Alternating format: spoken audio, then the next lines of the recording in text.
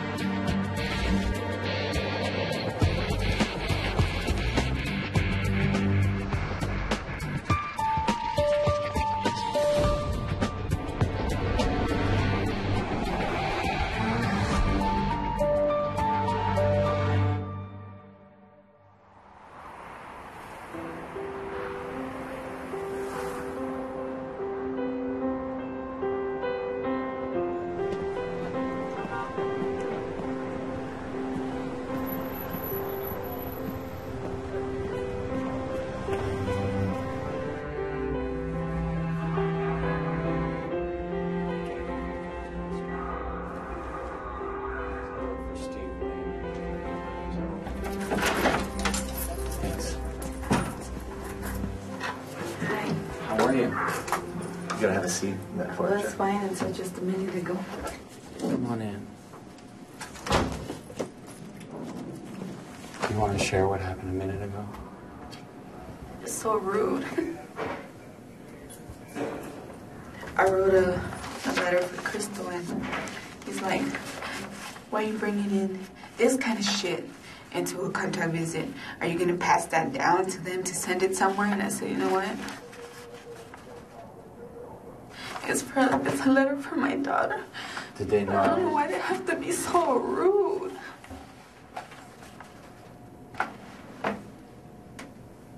Let me see.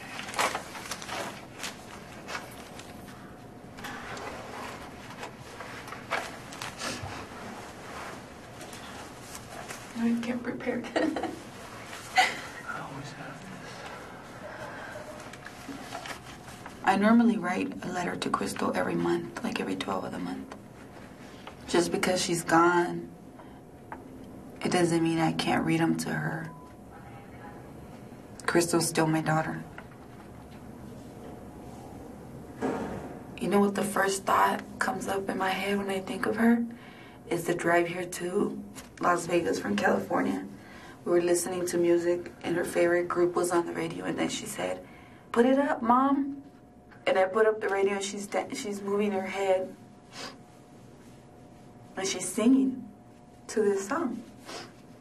It was the last time I heard her laughing, and she was all happy. She was excited.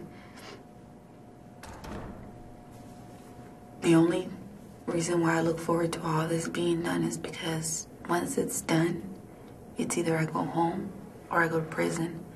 Either or, I'll be able to hold my kids. That's the only reason why I'm looking forward to this getting done. But it's scary.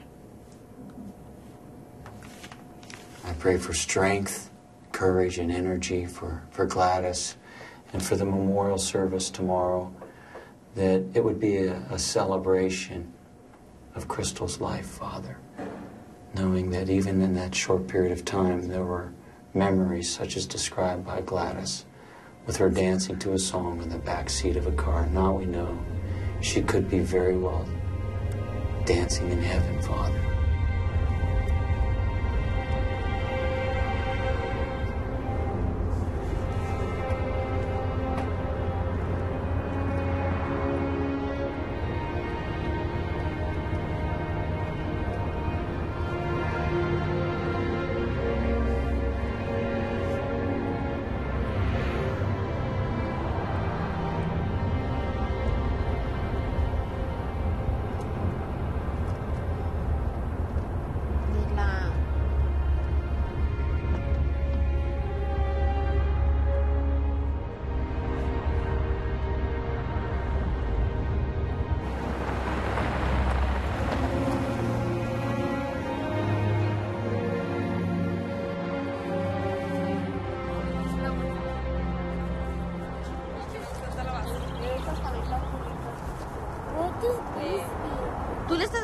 todas las flores a tu sister.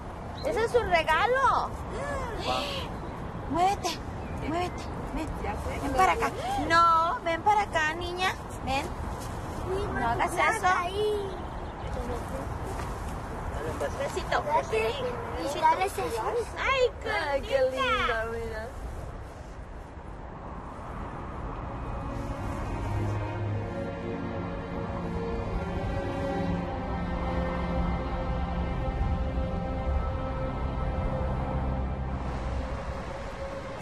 De eso aquí, ¿verdad?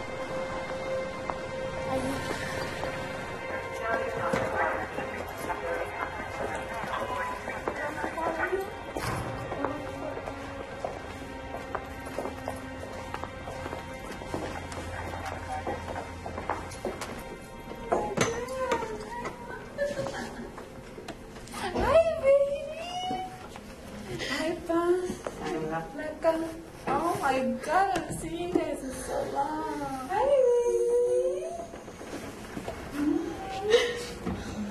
beso. Un beso.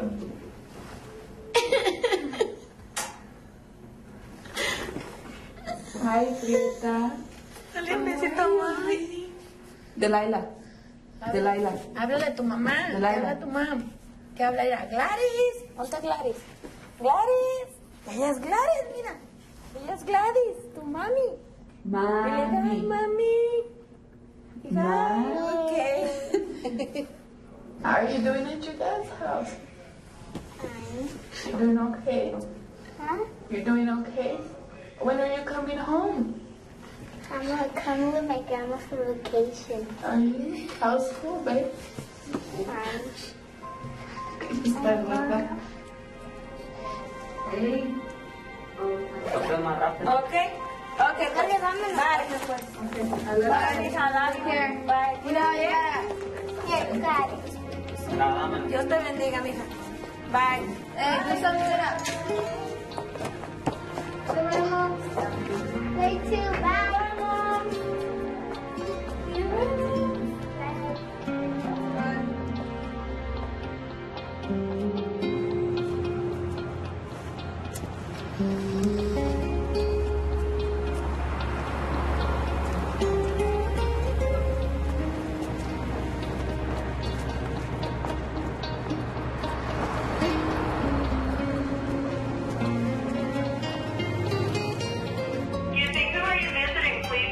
Gladys Perez? Thank you. Okay, we'll check it out. Get back in a second. Okay.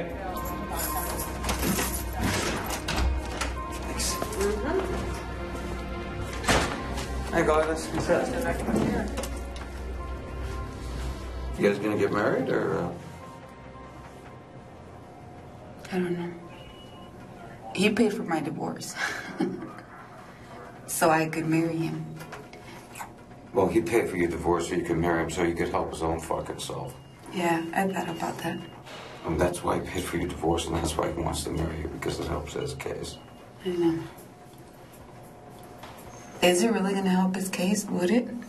Well, like I said, Gladys, an average regular juror is going to want to know why didn't you run to protect your daughter, Leslie? Why didn't you get out of there and call the police about what he did to Crystal? The state's explanation for that is going to be that you love this guy so much, you neglected your child, Crystal, and Leslie, and that's why you didn't leave. Am I the first mom that feels sorry for the person that killed my child? I mean, why do they make me out so fucking evil? It's just, that's what hurts me. Well, because it raises questions about what happened. If this jury believes that you're complicit with him at all, that puts you on the hook for felony murder. That equals automatic first-degree murder. They don't have to prove premeditation deliberation. They just have to prove some sort of neglect or failure to get aid. I know that I'm doing everything wrong. I just know it. I just can't help it. I don't know. fuck is wrong with me? I don't. And I know it's wrong, Tim. I know it. Oh, God, Crystal. It's hard enough to deal with the fact that she's dead and murdered by Delilah's dad. It's just, God.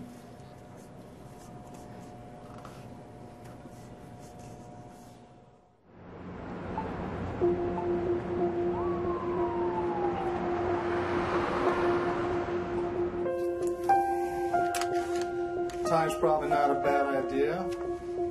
Yeah, they make me feel bad.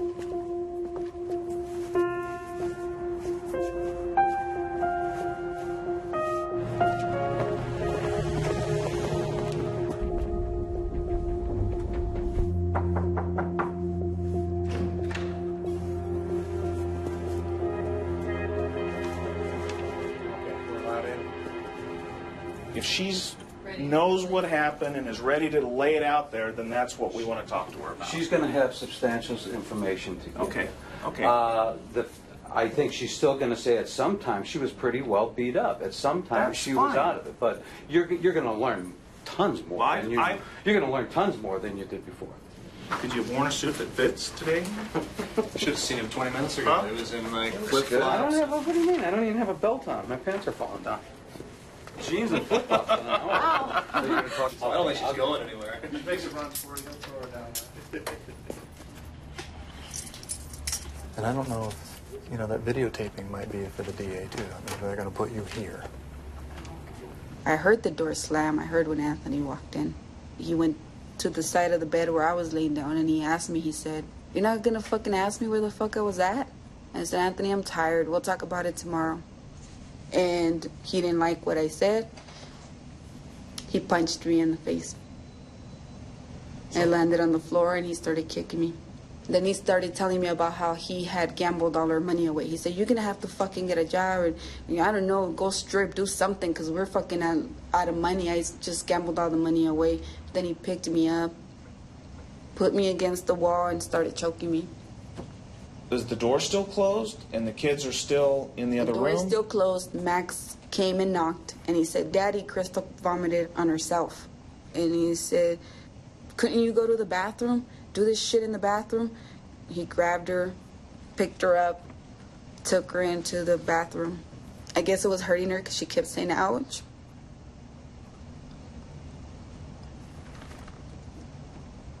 How many times did she say ouch? I don't remember. Did she say something to you? She said, "Mommy, please." You saw him hit her, is that right?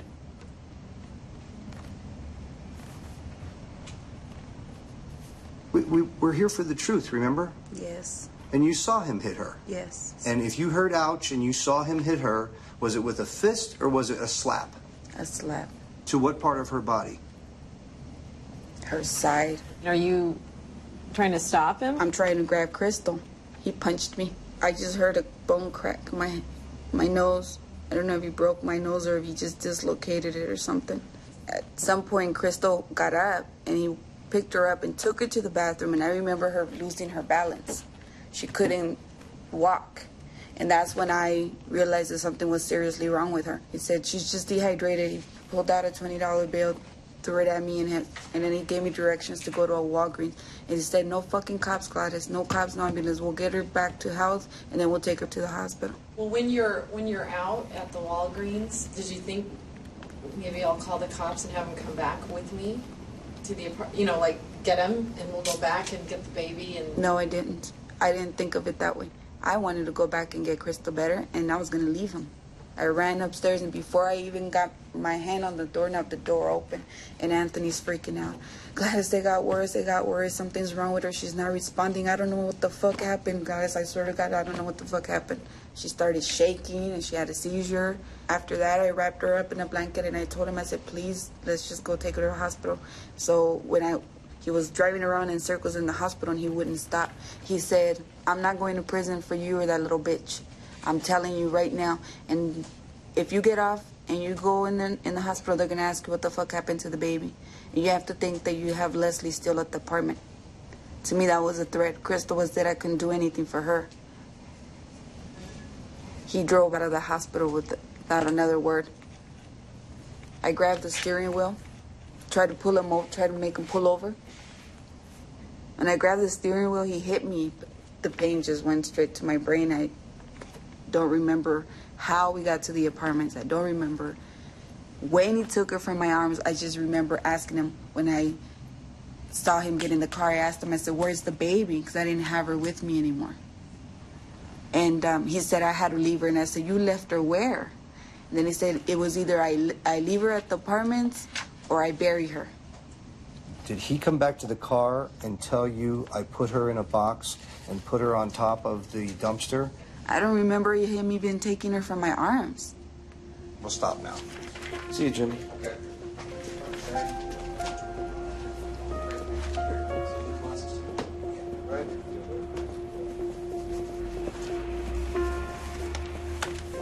I don't know what you think right on hand, but I mean, I know she's better than she was. She filled in a lot of blanks. The concern that I have are the discrepancies. And she was withholding information, and so the concern there is if it's one time or 12 times during that interview, you know, and we were hoping that that wouldn't happen, but it just didn't make sense about every time she got to critical areas, she would put herself in a better light. Yeah, we know. We probably should have talked to her a little bit better about it, but I wanted to resist any urges to being too coaching with her. But, Curtis, the ship has sailed. I know that. Appreciate your efforts. All right, Curtis. Bye, Pam. It's always a pleasure, buddy. Mine as well.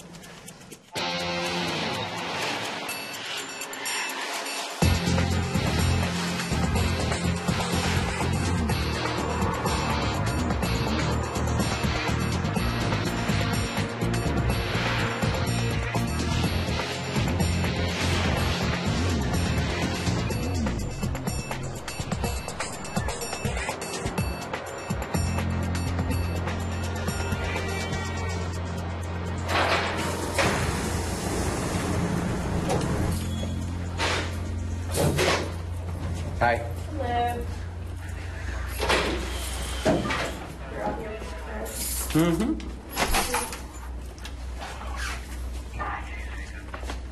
Hi, Gladys. Anything I can try to clear up? Let's talk about what's going to be going on. See, when you're picking a jury, if anybody on that jury panel cannot consider death as an option, they get thrown off the jury. Because the state has a right to, it's a legal sentence in Nevada. And if somebody can't consider a legal sentence, they're gone. So, I mean, guess who can't consider death as a sentence, a legitimate sentence? People are going to tend to be more liberal. People are going to give more credence to the presumption of innocence. All those are all the people we're going to lose. I think I'm getting myself prepared for that. Because of all the unfairness of it, I just came to terms that I know they're going to turn over a guilty verdict. It's just... Well, I ain't gonna predict it. I would certainly always tell you to be prepared for a guilty verdict. I tell that to virtually any client before a jury. That's just the nature of the beast. So where's your head and heart at as far as Cologne goes? My head and my heart is not where Cologne is at. My head and my heart is where that little girl's at. But I heard that before, so I'm just wondering. No. There's two ways. There's two ways that I see it. Okay. This is my daughter, and I've always said he needs to pay for what he did to her. I've never argued that. My argument was I don't believe in the death penalty. So on the other token, what I don't want is for him to get the death penalty. But as far as him paying for what he did to my daughter, I mean, I'm all for that. Above and beyond the death penalty stuff, you always say you still love Anthony. I'm just wondering during the trial what's going to happen. I mean, what could happen? It's my life or his. I'm going for my life. You know what I mean? Mm-hmm. I mean... Are you concerned that I will sit there and talk to him or something? Well, yeah, but I mean, you have to understand that jury is going to be riveted on everything you do. And if you're making goo-goo eyes at him or even giving him looks of encouragement, they're going to fucking hate you. But there you have it. So, you know.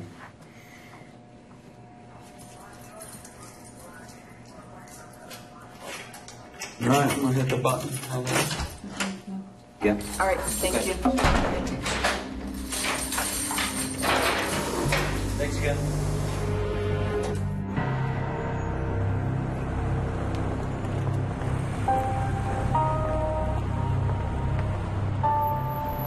The jurors, they're like, just said it himself. That's kidnapping right there. Game over. All right. You think so? The state of Nevada may address the jury in their opening statement. Maxine told the detectives that one night, Daddy and Gladys got into a fight because of Crystal. That Daddy had said that Crystal caused too much drama in their lives, and that Daddy had punched Crystal. So how does Gladys Perez fit in to the events of that night? Gladys never used the phone inside the Weekly apartment to summon help for her daughter. She never used a cell phone to call an ambulance or call for help. She never made any serious attempt whatsoever to get aid for Crystal. Thank you very much. Mr. Brown? Maxine Cologne said that when Crystal was hit hard, that she began to cry. She said that her daddy had gone to get something to eat. She didn't know why Gladys Perez had hit her daughter, Crystal.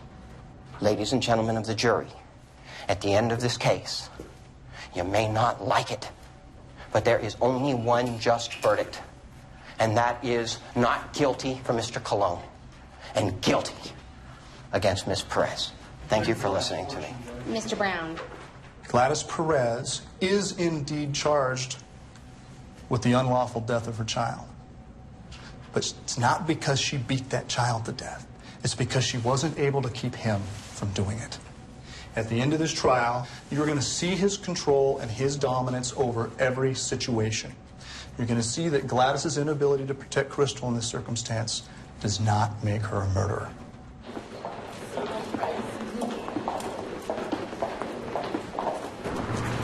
We're essentially just hitching our wagon to their train until the end. And that's how it came across to me. They have got to vigorously defend that Gladys didn't strike that child. They have to vigorously defend Maxine and Marlene that we coached and prepped to give their statements, and that the first statements are the reliable ones. We got to sit back and follow up on them. Don't you think? Oh, yeah. Your Honor, the state calls Dr. Gary Telgenhoff. I'd like to ask you first about her abdominal cavity. Did you make any findings of significance in that regard? Yes. It was obvious that the duodenum, which is the first part of the small intestine, the part that comes right out of the stomach, was torn in half. Describe for this jury, if you would, the amount of force necessary to actually sever somebody's duodenum. Something has to enter the abdomen and create a substantial amount of force to damage this organ. Did you observe any abnormality with regard to Crystal's ribs? Yes. It can be seen in this area where the very largest bruises, that there are fractures of ribs 9 and 10 right adjacent to the spine. Did you determine a cause of death? Yes. Blunt force trauma of torso. As if it were reported that somebody had punched the child in the back with a closed fist. That's consistent with the bruise on the back and the cracked or broken ribs? That would be consistent, yes.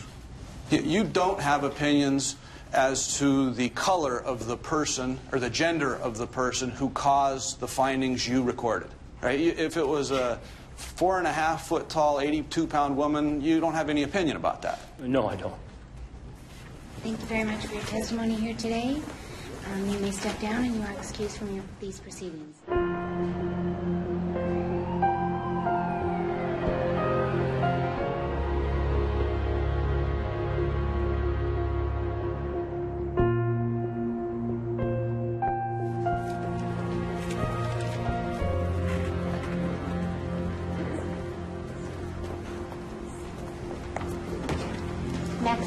can you just look at this lady over here?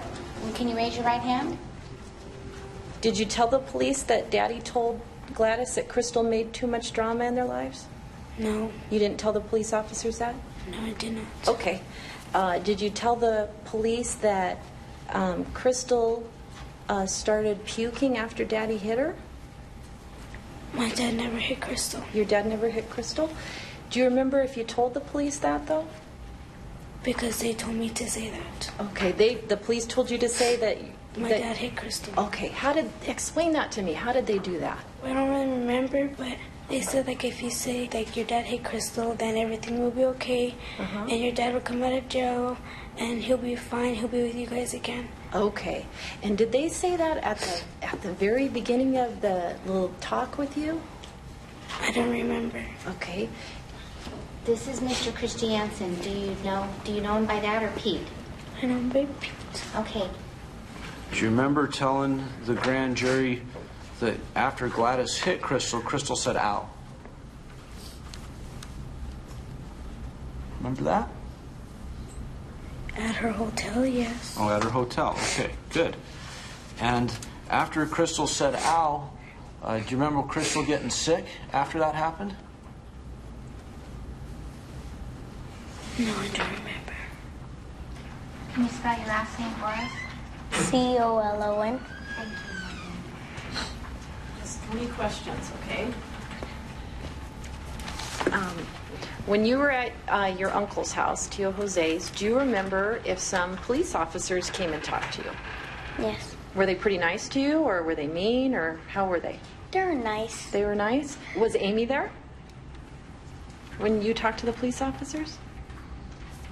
Yes. She was there? Okay. Did they tell you things they wanted you to say? They were trying to make us say something. How did they do that? Like trying to switch the words around. Do you remember if you told them, those police officers, that Daddy hit Crystal, but not you or Maxine? I think, yeah. I think I do. You told them that? Like just once. He never hit her ever again. Okay, so he hit her once, but he never hit you or Maxine. He never hit either one of us ever again. I see.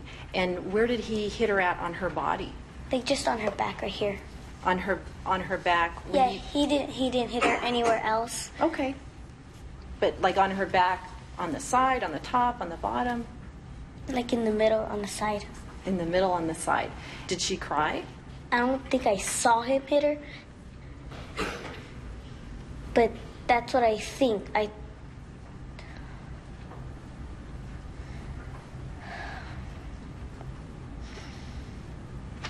Is it hard to describe? Okay. In February of 2006, did one of your cousins come to visit you? Yes. Who was that? Anthony. And sometime after that, do police from Las Vegas arrive at your house? Yes. How were the detectives acting to the girls? They were acting really nice.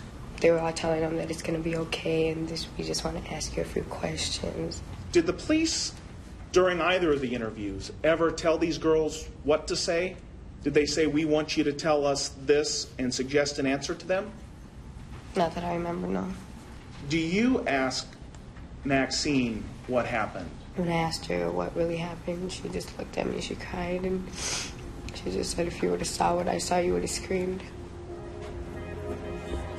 Thank you. That concludes direct examination.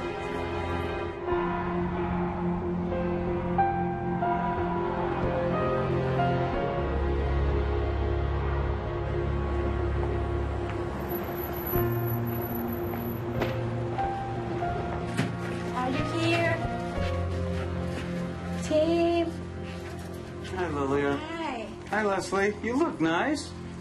Sit down, sweetie. I know you don't want to do this, but we really want you to help your mom out, okay? You're very important. Did you see your mommy hit Crystal in the blue apartment? No. You sure? You can tell me the truth. Okay. Did you see Anthony hit Crystal in the blue apartment? Well, I did. How many times? 3 times. Did Anthony get mad at Crystal a lot? How come? I don't know. I think he didn't even like her. How do you think you're going to do on Monday? For what? For going to court. I don't know. Do I have to go sit down on the thing? Hmm?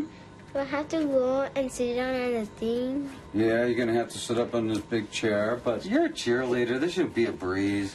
You go in front of like 1,000 people and do cheers and Well, stuff. actually, there's a little bit people. You don't have to be scared, Mommy. You're going to say just the truth. But I'm going to be on TV. Oh, you told me the other day that you're going to be a movie star. So this is the beginning.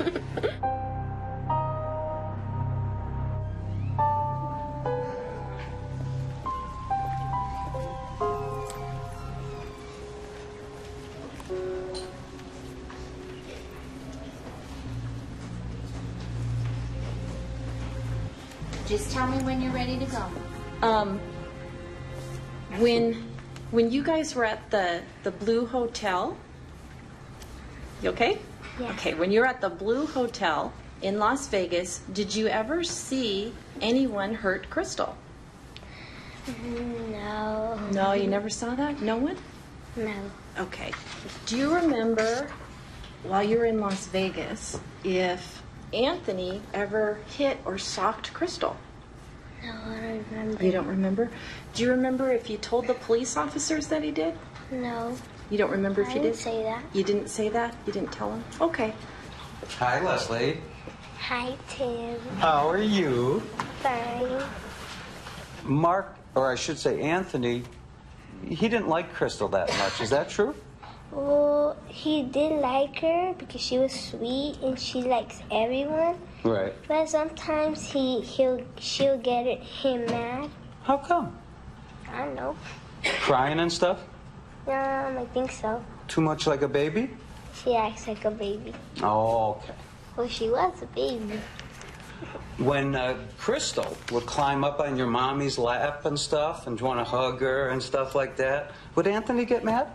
No. No? No, all the time. Would he get mad sometimes? He'll get jealous. He'd get kind of jealous? Yes. Okay. A little bit mad? No. No? Okay. Not at all, just jealous. Okay.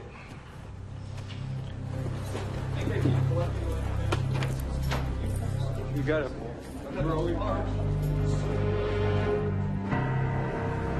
She just completely reversed herself on every important point. She's a kid.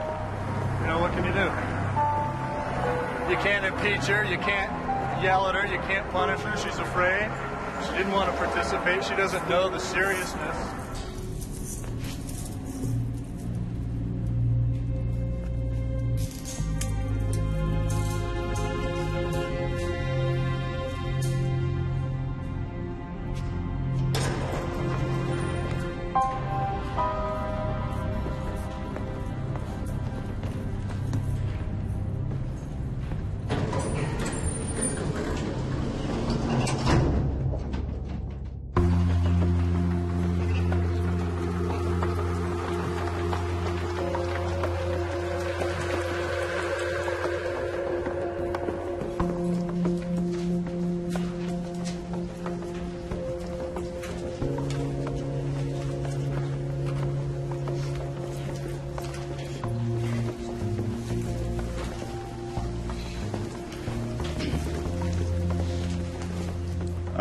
I want to direct your attention to February 21st of 2006 at about 4:45 in the afternoon. Do you have yet another conversation with your daughter Gladys? During that conversation, did she tell you that Crystal was okay? ¿Le dijo que Cristal estaba bien? No, me dijo que, No, she que told algo me. había pasado con su estómago, That something had happened with her stomach. que estaba vomitando y se había hecho popó, That she was vomiting, and that she had made. que había tratado de llevarla al hospital. That she had tried to take her to the hospital. Did Gladys tell you that Crystal was alive when Gladys dropped Crystal off at the hospital? La dejó a Cristal en el hospital. Cristal estaba viva. Yo le pregunté a ella si la niña estaba viva cuando la dejó. I asked her if the girl was alive when she dropped her. Y ella nomás me contestó que no. And she only answered me that no. When do you next see Gladys and Leslie? ¿Cuándo fue la siguiente vez que usted vio a Gladys y a Leslie? Cuando llegaron a la casa. When they came to the house? What did you see? ¿Qué es lo que usted vio? A Gladys. To Gladys? Golpeada, con un ojo morado, un golpe with, aquí. With a red, a blue eye, with a hit. Y complaining de su... Complaining. De dolorida. Of pain. Su cuerpo. Her body. Did you call the police shortly after she got home? Yo llamé porque así quedamos yo y ella. We agreed on that, me and her.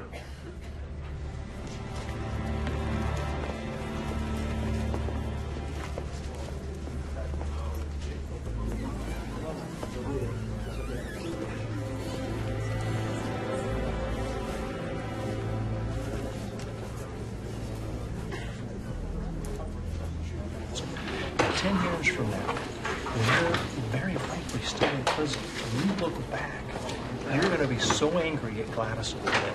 And in 10 years, when this knucklehead's not calling you anymore, he's not fighting you, he's doing his own thing, and he's not in your life, you're going to be wondering what all this was for and what all this is about. And you're going to really be mad at Gladys today, okay? We'll see you tomorrow.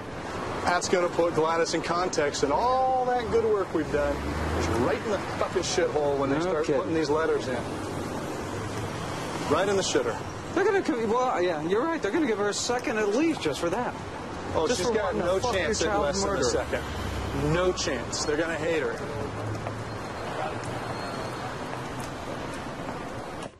I'm going to read to you a little bit about what your future holds if you continue to do this line of work. Trial started September 11th. Letter dated September 12th, received September 13th. I thought of the way Buddy tastes and how good he smells. I just wanted to suck him long, deep, and hard. I was imagining you bending me over the table, picking up my skirt, and doing me doggy style. Now, keep in mind, the table she's referencing is the defense table where she's sitting at trial for the murder of her 3.5-year-old child by Mr. Buddy's owner. Everybody gets to read this. She knows that? I mean, they know they read prison now, right? She knows it now.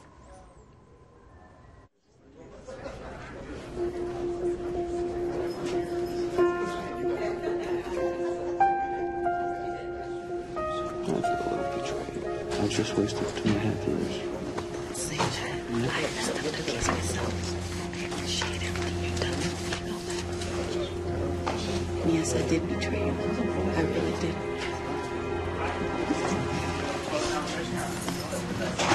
The record reflects this hearing is taking place outside the presence of the jury panel. Can we go to the letters? Okay.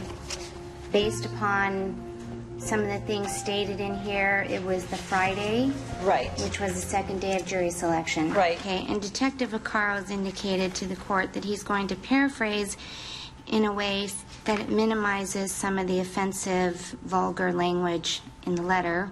And Mr. Brown, I know, do you have any objection now that we have... Oh, yeah. Okay, you're still objecting? I Okay, because we did water it down substantially. Correct. I understand, Judge, and what I objected to was this letter was written during jury selection. Right. So that heightens the outrage, if you will.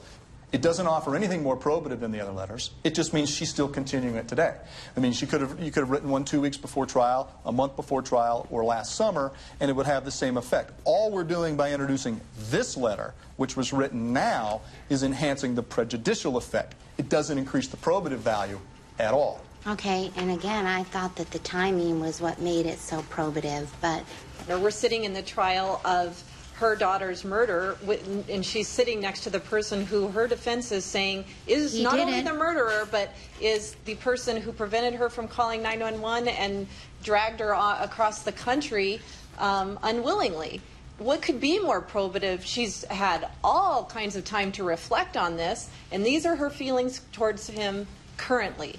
The explicit nature is not standard writing. It is pornographic, graphical, literary fiction that is submitted in magazines across the world every day, so I'm told by Mr. Lau. But she talks about...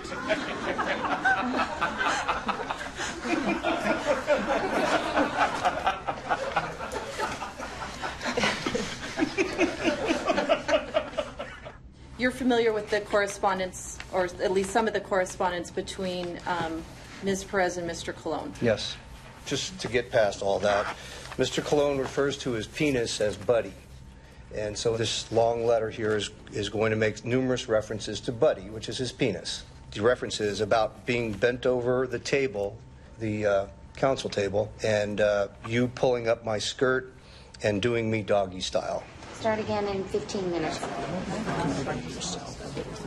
That's like asking the jury to listen to something very carefully. It's very soft sound and you want them to hear it, but just before you play the soft sound, bam, you ring a big bell right in their ear. And so all they hear is, wah, and they can't hear the soft sound. I know that even without that letter, I was still going to get convicted just for what I feel for him. Maybe. That letter's not even going to make any difference. No, it will. As to It may. We're trying to put an expert on there to help explain to this jury why you do the things the way you do. We're all wired differently.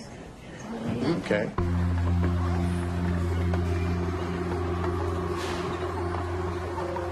Dr. Paglini, have you formulated an opinion as to whether or not Gladys Perez has been the victim of violence in this case? Yes, I have. My opinion is that Ms. Perez is a victim of intimate partner violence and coercive control. When you talk about domestic violence, or I guess the new term, intimate partner violence, are we talking about more than just hitting and physical assault? Of course we are. We're talking about threats. If a batterer makes a threat to a person and they've already hurt, the victim is going to receive the threat as real. So according to the Department of Justice, threats is a part of the intimate partner violence. Is it common for victims of battery, domestic violence, intimate partner violence to try to exonerate the person who's hurting her? What you have to look at is she can't walk into a room and say, hey, let me tell you truly what I experienced on this day and what my daughter experienced, because there's an element of coercive control.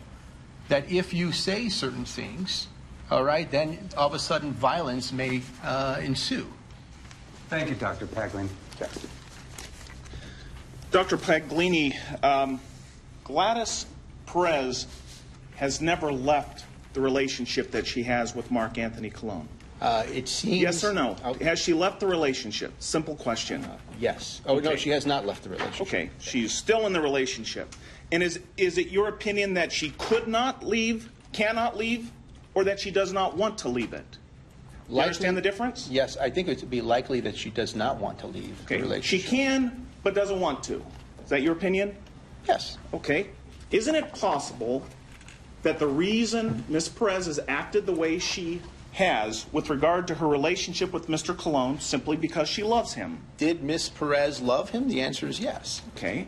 And isn't it possible that her love for Mr. Colon outweighed the love for her she had for her own daughter? No. That's not possible. Well, anything's possible. I just don't agree with that. You disagree with that? I disagree with that. Okay. Thank you. That concludes cross-examination.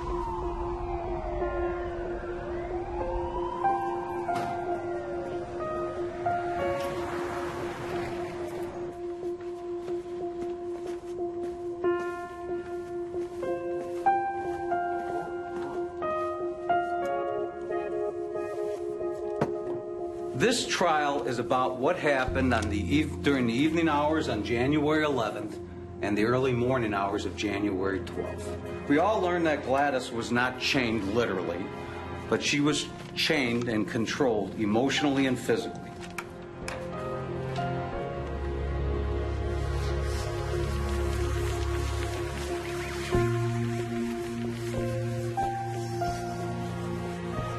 Vast purpose of doing equal and exact justice between the defendant and the state of Nevada.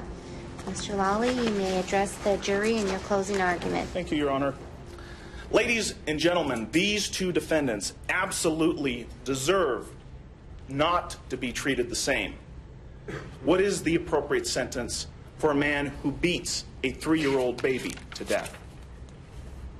When you're considering what the appropriate punishment is in this case, consider the manner in which life was taken. Contrast that to what's happening in this courtroom. Mark Anthony Colon is shown the dignity of these proceedings to determine whether he should live or die. He is ably defended by 2 of the most competent attorneys in the state of Nevada. Crystal had none of that. No one was there for her, not even her mother. She was there alone. Thank you. Gladys Perez is not guilty of murder. Not first degree, not second degree. Gladys was a victim of domestic violence. And I don't stand before you and use that word regarding Gladys easily. Because to call Gladys a victim, I know some of us may find offensive given what happened to Crystal. But make no doubt, Crystal's death was the result of domestic violence. Let's talk about the acts that they're alleging. No evidence at all that Gladys Perez failed to protect her daughter. The evidence doesn't even tell you beyond a reasonable doubt that she was there to protect her daughter. Now, you've heard the letter. Gladys Perez still expresses love and lust towards Mark Anthony Colon. You were presented with a few dozen words out of hundreds and hundreds of letters written by Gladys Perez. I'd ask you to base your verdict on the evidence and the facts as you deduce them regarding January 11th and January 12th. That's what we need to focus on here.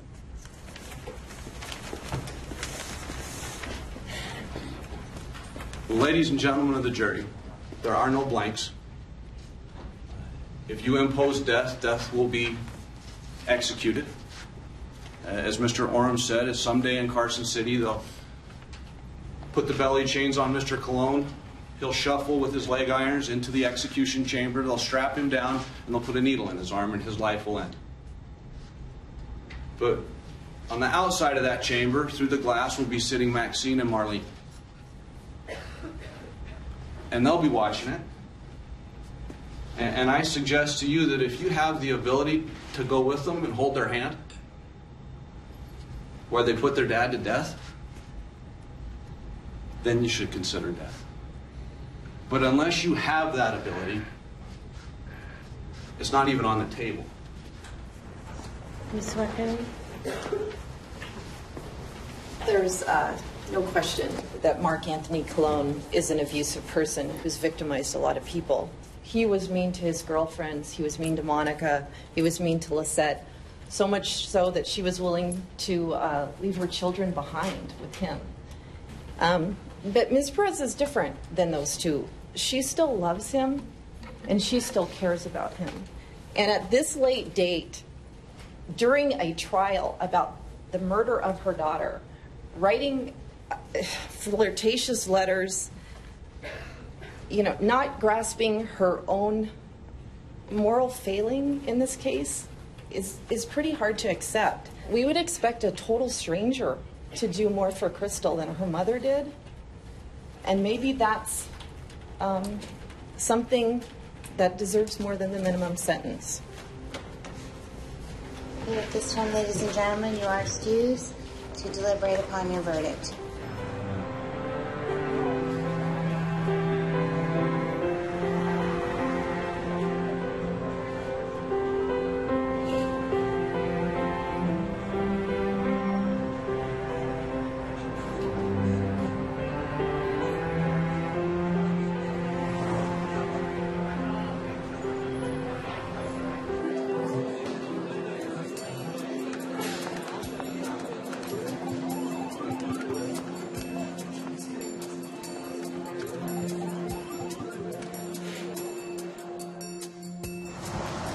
I don't like morning verdicts, Curtis. Well, no, I know what it means. It's usually not good. I like the post-lunch verdict a lot better than the early morning verdict. Because that means they came to an accord too easily on everything else last night.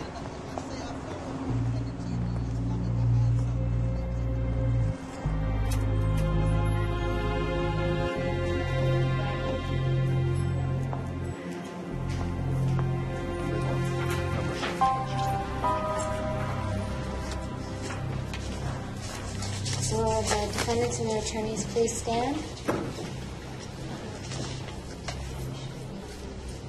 We, the jury, in the above entitled case, having found the defendant, Mark Anthony Cologne, guilty of count 3, murder of the first degree, impose a sentence of life in Nevada State Prison without the possibility of parole. Dated at Las Vegas, Nevada, this 10th day of October, 2008, Drew Melby, foreperson. We, the jury, in the above entitled case, having found the defendant, Gladys Perez, guilty of count 3, murder of the first degree, impose a sentence of life in the Nevada State Prison with the possibility of parole. Dated at Las Vegas, Nevada, this 10th day of October, 2008. Ladies and gentlemen of the jury, is this your verdict is read? So say you won, so say you all. Yes.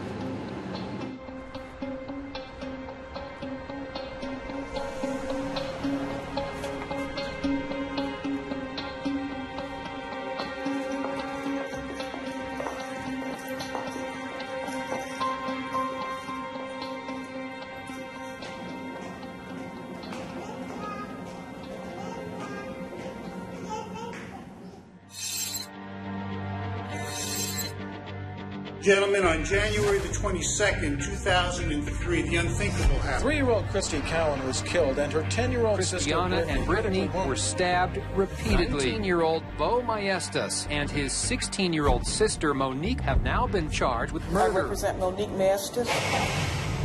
Bo is saying basically you were there, you didn't do anything. Death and nothing less for what he did. It's crucial that he not get death for us. He's not budging.